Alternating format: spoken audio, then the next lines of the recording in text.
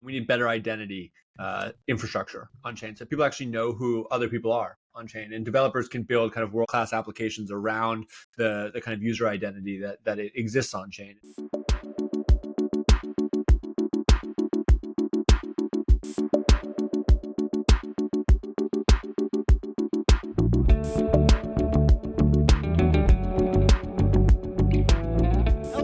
Welcome to the Protocol Podcast. I'm Brad Keoun here with my co-hosts Margaux Nijkerk and Sam Kessler. Excited to dive into today's show with the latest news and developments in technology behind crypto and blockchains. First, please do not forget to subscribe to our weekly newsletter, The Protocol, on CoinDesk.com. And now let's get right into it. We have a pretty incredible guest today, Jesse Pollak. Welcome, Jesse. He is the creator of Base, which is Coinbase's layer 2.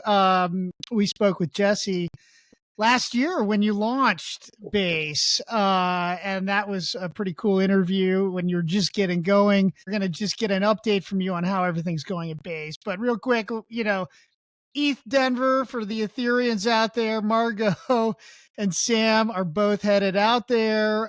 Jesse, you're going to be there too, right? Yeah, I'll be there. And, we just passed the 1-year anniversary of when we announced Base to the world. We launched it the Thursday before ETH Denver last year. And then we were on the ground in ETH Denver last year. And it really felt like kind of a coming out party for us in terms of getting to tell people what we were doing and kind of the vision that we had for the future. And it's so cool to be here now a year later and to be, getting ready to head to ETH Denver tomorrow, where I'll be there all week, and feel like we've really accomplished a lot of our initial vision in the first year. And obviously we're just getting started, but I'm excited to see everyone in person and get to have a bunch of conversations about how we continue to bring the world on chain. Yeah. Well, it's fascinating. Just 1 year, it seems like we've been hearing about Base for, quite a while now. So that is pretty incredible kind of reality check to hear that that's only been a year. That was a test net. It's only been 6 months since we actually went to Mainnet. So that's amazing. Yeah. We've done a lot in a little amount of time. Yeah, that is really incredible. Well, okay. So let's just dive in there a little bit, 6 months in, for Mainnet, what are some of the lessons that you've learned, or what are some of the things that you've taken away from those first several months operating this? When we started working on Base about a year and a half ago, 2 years ago, I think we really said that there were 3 big challenges that we needed to solve as an industry if we wanted to kind of see the acceleration of consumer use cases coming on chain. And those were lower fees, so making it so that it was actually cheap to transact on chain. And I think Base has made a huge dent on that. We went from Ethereum, where the fees are often dollars or tens of dollars, to now the fees are, in tens of cents. We're about to launch EIP 4844, which is an upgrade to Ethereum. That's happening on March 14th. Base will be there on day 1 using the new kind of blob space that's created. And we're expecting that to have a really dramatic decrease in fees as well. And so, I think in the last year, we've made a ton of progress on fees. That was the first big kind of roadblock we felt like we needed to solve. The second two, the first is we need better wallets. And I'm excited to talk a little bit about that today.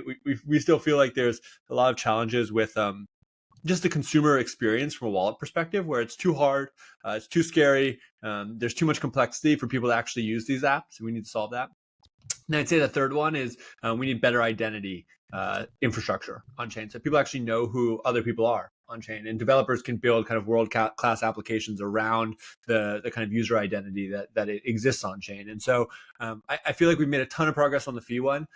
This ETH Denver, we're really focused on the wallet one and figuring out how do we make smart wallets the default, which is a big kind of strategic pillar for us this year. And then we're also making a ton of progress on the identity one with things like Coinbase verifications that let you kind of get full Coinbase identity on chain. We launched that last fall, but then also the rise of kind of other forms of identity on chain. For instance, the Farcaster social graph, which I think is enabling all these new use cases like frames that are predominantly built on Base. And so so, we really looked about a year and a half ago, and we said, we need lower fees, we need better wallets, we need better identity. And I feel like in the last 6 months, we've dramatically decreased fees, and we're about to have another order of magnitude decrease. We've made a ton of progress on wallets, and I think a lot of the stuff we're going to talk about ETH Denver is going to push that even further. And we've come a long way on identity. And so I think all of the pieces are now finally here, and we're starting to see this kind of creation and adoption of real world utility on chain that's going to bring the whole world on chain over the next few years. Maybe we can shift gears a little bit and talk about what some of those use cases are. So one of the really big things that happened on Base that fueled a lot of your growth in the beginning was FriendTech, which was this social media platform that was kind of novel, allowed you kind of buy and sell access to like a kind of Twitter like or X like version of a social network, again gated behind tokens. But anyway, FriendTech was huge, and then it kind of fell, off a cliff in terms of usage. And I'm curious to hear whether you think FriendTech, insofar as it did contribute to your growth, do you think that kind of lack of sustained adoption is something that continues to have an impact on Base? And do you think that FriendTech or any other use case is going to be, the quote unquote killer app for Base? Like, what do you think it's going to be? Yeah, it's a great question. I'm a huge fan of the FriendTech team and the FriendTech product, user and a longtime follower. The team, they built a number of viral apps before FriendTech, and that was kind of how I got to know them. And the way I look at FriendTech is they're building a consumer social product, and building consumer social products is a really, really hard challenge. There's a reason why there aren't that many new consumer social products over the last decade. It's because it's hard. And because it requires kind of new breakthroughs in the user experience and the kind of network creation flows in order to unlock that sort of viral growth that they're looking for and that many others are. And the way I look at FriendTech is they launched a V1, it was incredibly successful, and now it's just time to iterate and keep growing. And they're working towards a V2 launch. I think it's coming in March or April. We've been supporting them on that, and I'm really excited to see where they take the product. And in general, I'd say that FriendTech for me was really at the edge of showing what's possible on chain. They did the embedded wallets really for the first time at scale. And I think that opened up a whole design space that people hadn't really experienced before, and that led to all of this innovation. They were doing obviously on-chain social. We've continued to see the rise of a ton of really incredible on-chain social, including FriendTech, including Farcaster, including other things like that. And I think they kind of kicked off alongside Base this rise of consumer on-chain. And I think 2024 is really going to be the year of consumer products coming on chain. And I think FriendTech's going to be at the center of it. I think Farcaster is going to be at the center of it. And I think Base is going to be at the center of it. And so when I think about the impact that FriendTech had on Base, and in general this has had on Base, is I think it's kind of pushed us to figure out, okay, what do we need to do to ensure that we're providing best-in-class tools for developers to really easily build these consumer experiences. I think one of the ways this kind of has showed up in a results perspective is Farcaster, which is a on-chain social network, similar to Twitter or X.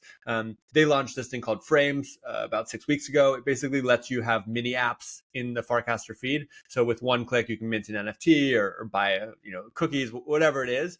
And when we saw that, we immediately said, hey, this is exactly the kind of thing that we want to see people building on Base. And the team snapped into action. And now the vast majority of Farcaster frames are built on Base. I think 60-70% of all of the transactions happening across the Farcaster network are on Base right now, up from 15% 7-8 weeks ago. And I think that's really indicative of this fact that we have said, hey, we want to make sure we're doing everything we possibly can to let people build this next generation of consumer experiences on Base. I want to follow up with what we were previously talking about. Basically, I want to tap into the fact that, Base is built on the OP stack. We've talked about this a bunch in the past about how they were the winner of all the stacks, who got Coinbase.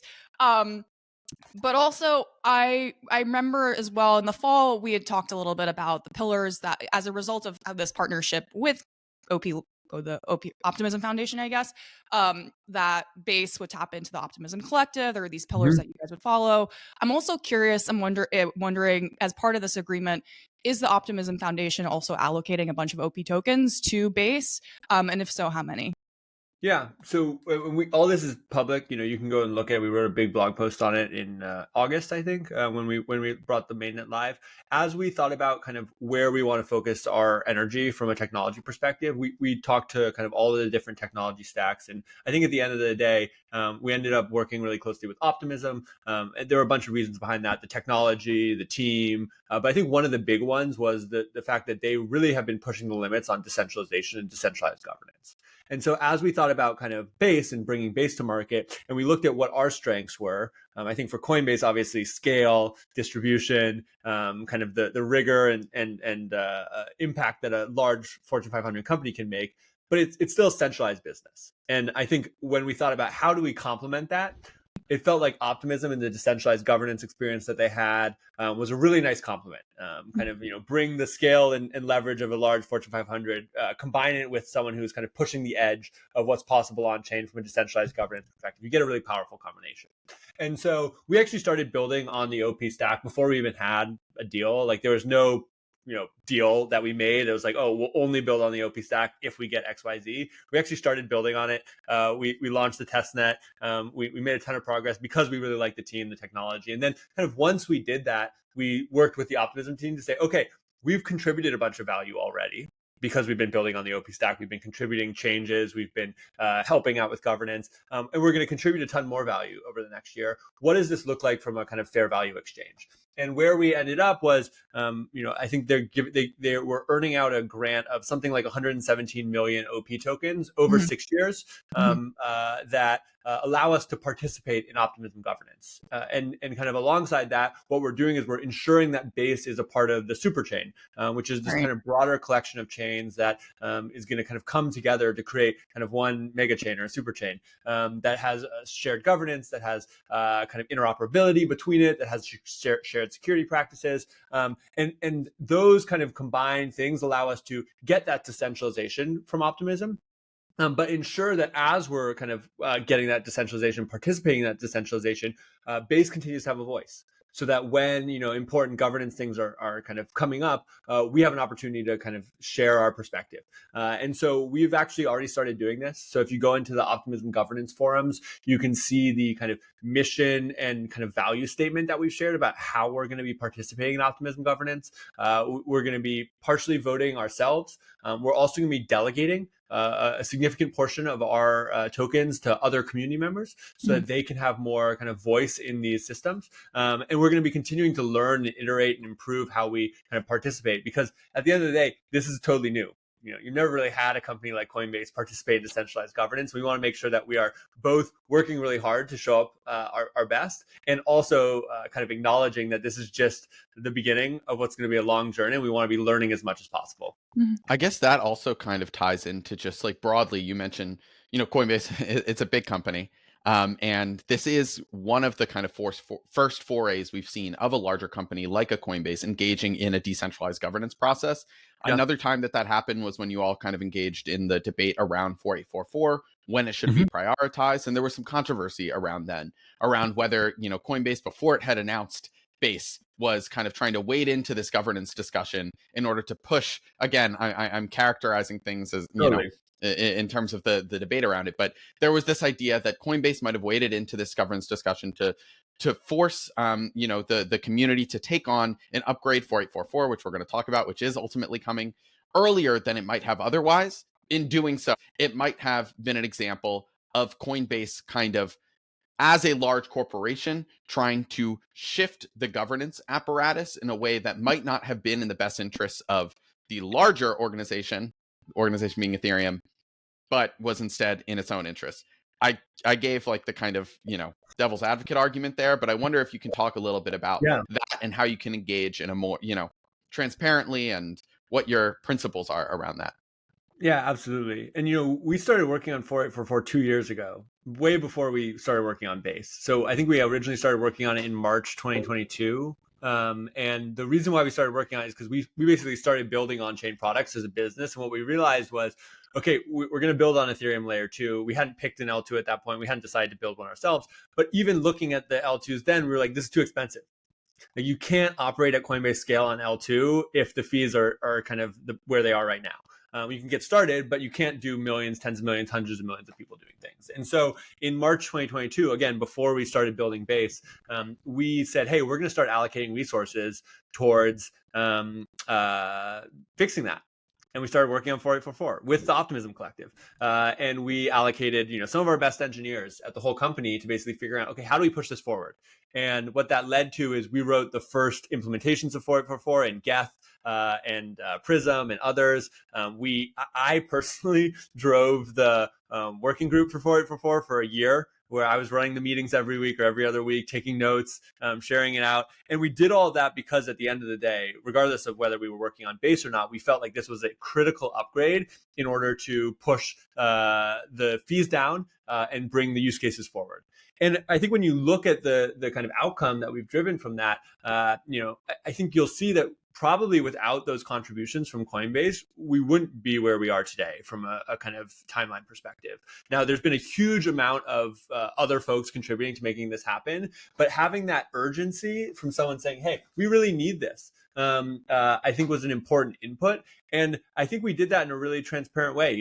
I was at DevCon that year and talked about, why is this important to Coinbase? I showed up at we showed up at all the ACD and ACDE calls, talked about why is this important to Coinbase? Why is this important for the broader industry? It was at the core dev retreat in Austria in January 2023, where again, we talked about why is this important? Why was it important back then before you had an L2? Like, what was kind of the pitch in terms of this is important for Coinbase because of XYZ? Because Coinbase builds on chain and all of our experience is on chain. And when fees are higher on chain, there's less experiences that we can build. Sure. When you were working with the Optimism Collective, just curiously, had you already made a commitment to build using the OP stack? Or did it just so happen that ultimately you made that decision, further down the line? Ultimately made that decision further down the line. We started working with Optimism on 4844 in again, like March 2022. At that point, we weren't just thinking about building an L2. We were thinking about building on-chain apps. We worked for about 6 to 9 months, I think, in that world. And then kind of like post DevCon, basically, after we'd had a bunch of conversations in DevCon and we'd kind of gotten further down that path, we decided, hey, maybe we should actually build this L2. And I think we wrote the first like real lines of code, at least for our production stuff, in like November, December 2022. We need to go to the break real quick, but we're getting going here. So, all right, we'll be right back with Jesse Pollak of Base. Calling all developers. Score a Consensus 2024 Developer Pass for just $109, but act fast. Only a limited number of these passes are available. You may have heard that Consensus ain't for devs, but here's why you're wrong. Consensus is the only place you can fully immerse yourself in a multi-chain environment and learn directly from 20-plus chains, including Arbitrum, Chainlink, Solana, and more. Enjoy 3 days of intensive learning with technical talks, 40-plus expert speakers, and 20-plus in-depth workshops, including dedicated half-days for Ethereum and Bitcoin, and 3 full days of programming on our Protocol Village stage. Consensus 2024 is happening May 29th through 31st in Austin, Texas. Don't miss your chance to network at curated developer meetups, find new career opportunities, and explore hundreds of side events and hacker houses around town. Grab your $109 developer pass today, but remember, this exclusive offer is limited. Visit consensus.coindesk.com now to secure your developer pass before they're gone. Explore the epicenter of blockchain innovation at Consensus 2024.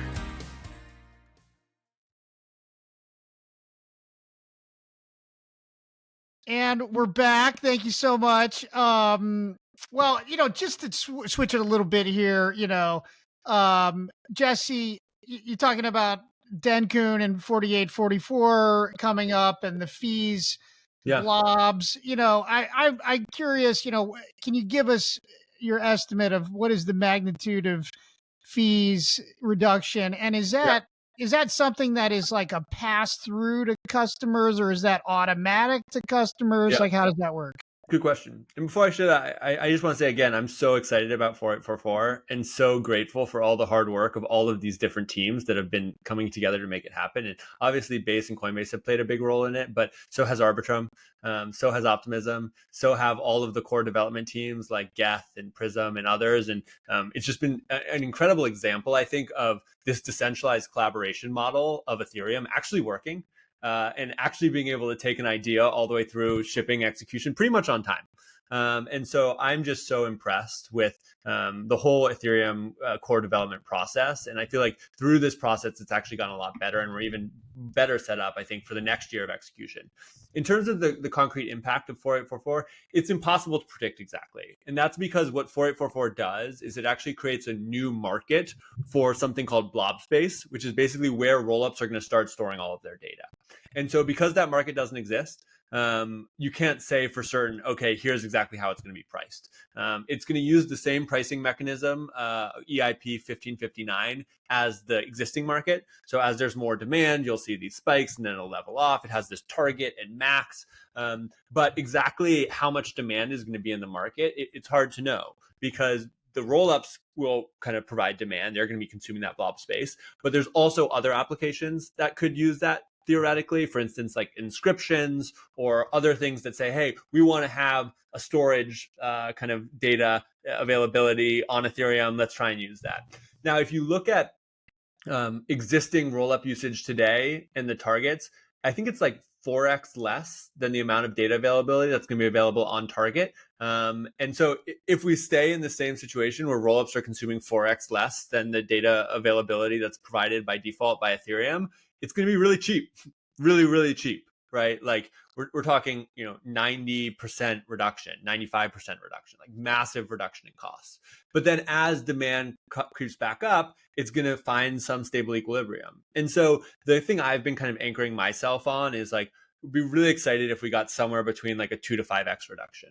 5x reduction in average fee would be something like, sub 5 cents. Sub 3 cents for the average fee across Ethereum and I mean across Base and OP Stack and other chains. A 2x reduction would be like in the 10 to 15 cent range. A 10x reduction would be pushing us closer to 1 cent. And when the Base team thinks about our North Star, it is sub-cent transactions. And so 4844 is really just the start. There's going to be a ton of work that the Base team and others are going to do over the next few years to increase that capacity of blob space so we can continue to drive fees down, and then do a bunch of other work on things like the EVM to make it so we can increase gas limits and further drive down fees. And just, is that like, what are your costs versus what the users see? I mean, is that good question? Yeah. So today, the vast majority of user costs are Ethereum data availability. I think it's like 90%, maybe even higher than 90%. And so when the fees come down from 4844 for data availability, that will get passed through to the users. The way that the fee market on Base works is the same as the way the fee market on Ethereum works. So basically, as there's more demand for block space in the form of transactions, and when the demand passes a certain threshold, I think our target is like 10 million or 15 million gas right now. Maybe it's actually 5 million. I don't know. It's somewhere 5 to 10 million. But once transactions start using up more than that target per block, you basically have a 1559 mechanic where the fees start to get increased every block. And people have to pay that base fee, and then they can add a priority fee on top. And so the fees for Base today almost never have priority fees. Most people are setting their priority fees or their base fees to 0.0001 GUI, which is very low. And that means that the vast majority of fee that users are paying is going to Ethereum, and Base is actually making very, very little margin. In a future world, day one where the fees come down, all of that's going to get passed through to users because there's going to be the same demand. And so there's going to be the same lack of priority fees because we're not reaching that target consistently. But if you assume that there's some level of induced demand where now fees are way lower, therefore we're going to have way more transactions, then you can imagine a world where we're going to actually start to have more kind of competition for block space on Base. And that will push up priority fees, which could potentially increase the margin for Base. Now, I'd say, just to kind of re-anchor us on what our North Star is to continue to drive down fees. Like, we don't think about Base as a revenue or profit driver. We're not really interested in that. What we're interested in is making it as cheap as possible for people to transact in a secure, decentralized EVM block space environment that we think is going to be the center of the on-chain economy. That's going to be a global economy that increases innovation, freedom, and creativity. One thing that Optimism has always had is its fraud proofs. It does not currently have a mechanism on the Ethereum blockchain to validate what's going on Base. And you use that technology. That might change. The fault proofs might come soon. Can you talk about like when you think those are actually coming and how you communicate the current state of the technology to users with regards to security and decentralization? Yeah, great question. And we obviously communicate it ourselves, but I think one of the really great things about Ethereum is that there's tons and tons of resources for how people interact with and learn about this technology. And one of my favorites is L2Beat, and so you can go to L2Beat and you can look at. I love it too. By the way, we check it out all the incredible time. Resource. Yeah. So that's the L2Beat creators. They're really, really incredible. But you can go to L2Beat and you can look at kind of what stage is a rollup. And generally, that's our favorite way of communicating it to everyday people because it's just easy to understand. You have stage 0, you have stage 1, you have stage 2. Stage 2 is kind of maximally decentralized. Stage 0 means there's tons of training wheels. And stage 1 means that there's some training wheels, but we're in a pretty good spot. And so Base right now is a stage 0 rollup. That means that there's a lot of great things that come with it, but there's also a lot of training wheels that are in place. And if Coinbase or Optimism, or actually if both of us were to collude, there could be risks for user funds. One of the things that was really important to us from the beginning was that it couldn't just be Coinbase and it couldn't just be Base. We actually wanted to make sure that from day one, we set up the network in such a way that it was actually sufficiently decentralized that Coinbase or Base as a single actor would not be able to do that. And that's what we've done. And so we're already starting from what I think is a pretty solid amount of decentralization, but we're pushing towards that stage 1 goal. And I think it's coming faster than people expect. So we have you on here today because you have an announcement for us, I guess, about smart wallets. So why don't you go ahead and explain to our audience what this announcement is? Yeah, absolutely. And I'd say it's less of a single announcement and more of an announcement of a ton of different things that are happening that we're really excited about. And like I said at the beginning of the episode, we really think that one of the 3 most critical things to solve in order to bring the next wave of adoption is wallets and making them easier. And we think smart wallets are one of the ways we can do that. And what smart wallets do is they take kind of the wallet experience that all of us have had for a while, which is pretty confusing, has a lot of complexity and a lot of kind of fear and uncertainty that comes with it of like, if I lose this 12-word phrase, my entire identity, all of my money, everything will be gone. And they simplify it because they let developers build much more complex but simple experiences around wallets. And so the thing we're really excited about is we've been supporting Coinbase to launch a smart wallet, which is going into testnet live for developers at ETH Denver. It's an awesome experience. It lets you go from users having nothing to a fully set up on-chain wallet that works across all EVM chains in seconds with a passkey. It works everywhere, no apps, no extensions required, and it's fully non-custodial. And so that's a pretty incredible product coming from Coinbase.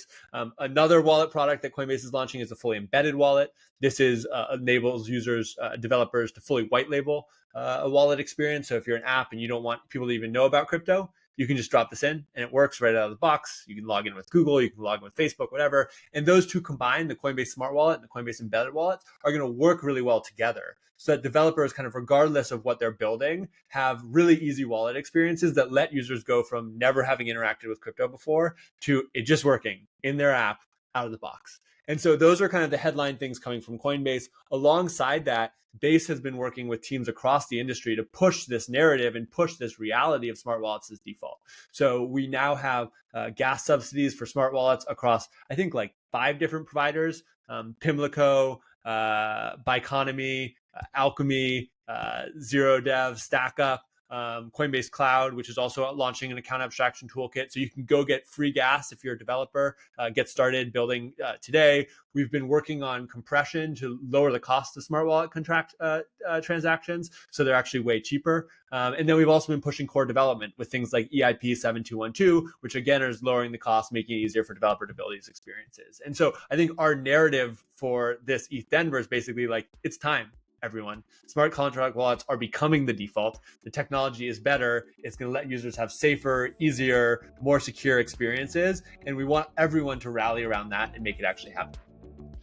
That's super fascinating. Thank you, Jesse. I mean, that is clearly one of the big themes that you keep hearing over and over again, is just trying to make the UX a lot easier, and Totally. the pass keys instead of the phrases or whatever, private keys. But what do you call those? The Secret key. Seed phrase. Seed phrase. Secret key. Yeah. All right. Thank you so much, Jesse. Really appreciate your time. Thanks for having me on, y'all. This was awesome. Love CoinDesk. Yeah. Good luck out at ETH Denver. Great. And that is a wrap for this week's The Protocol. Thank you for listening. If you have any questions about any stories or comments, please reach out to us at podcasts@coindesk.com, subject line The Protocol. You can listen to us weekly on CoinDesk Podcast Network or wherever you get your podcasts, and subscribe to our weekly newsletter, The Protocol, on coindesk.com. See you next week.